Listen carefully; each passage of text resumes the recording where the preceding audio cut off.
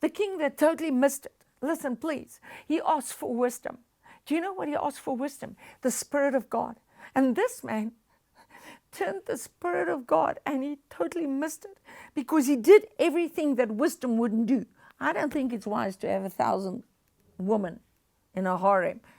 You can actually thank God I wasn't there. It would have been a big mess. But he turned back. His heart turned away from God. Now, please understand, Adam got us into choosing, and that is knowledge. Because with the mind, we have to choose right and wrong, right and wrong. We can't choose it. It's proven that the natural, the wrong, evil always overshadows good. So this is what Adam dumped us into because of I wanting to be big and I want to have knowledge. This is why Jesus came, and he became obedient. And the scepter of righteousness was the scepter of his kingdom.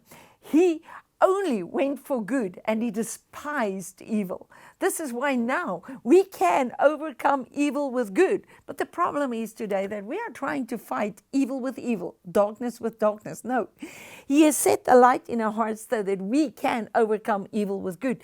But this is the picture right through the Bible, even on the cross. There's the cross. Good and evil.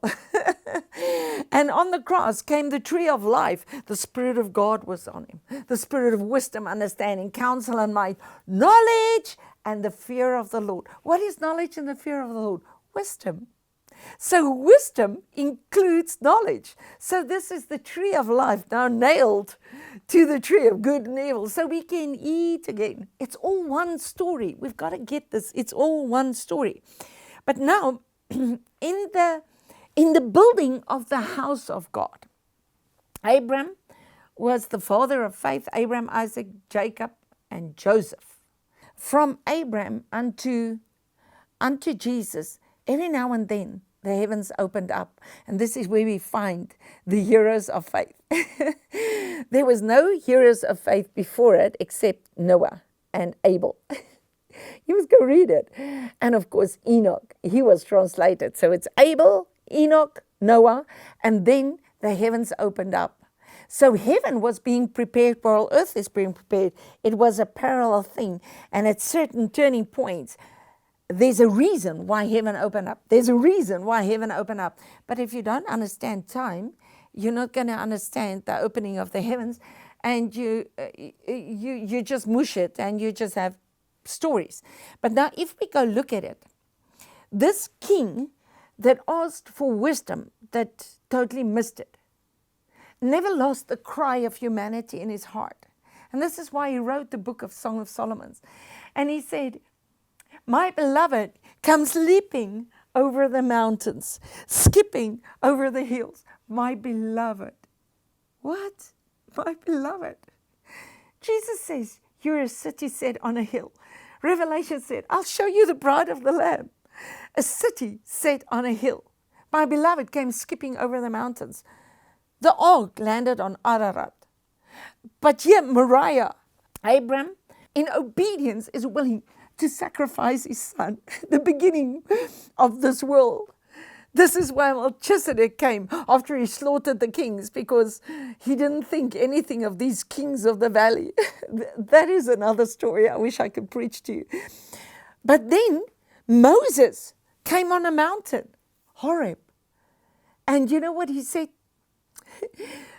He that was drawn from water called in front of a tree, bush of fire. He said, show me your glory. You know what God said? My goodness will pass by you.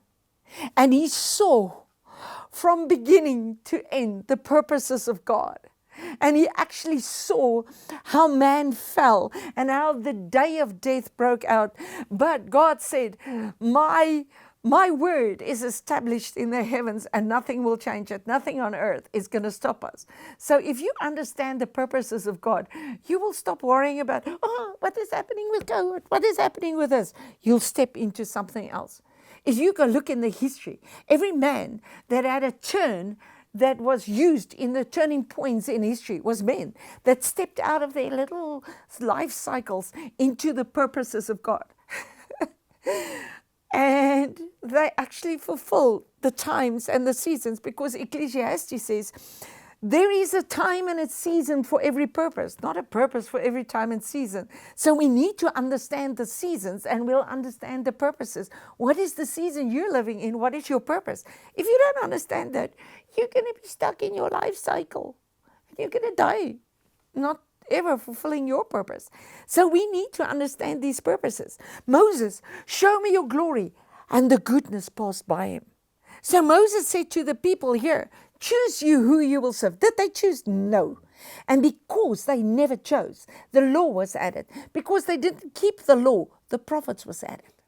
So now, as they entered the promised land, after 40 years, a whole generation dying. Please note this. These are all parables coming. 40 years in the desert, they all had to die. Now, at Mount Nebo, the next mountain, they're entering the promised land. Joshua said, choose. They didn't choose. So now the prophets come, and on Carmel, what did Elijah? He slaughtered the Baal priest, and he said, this is it. We're going to serve God. Come on. So when Jesus came, the law and the prophets were until John. They came preaching the kingdom. People didn't receive it.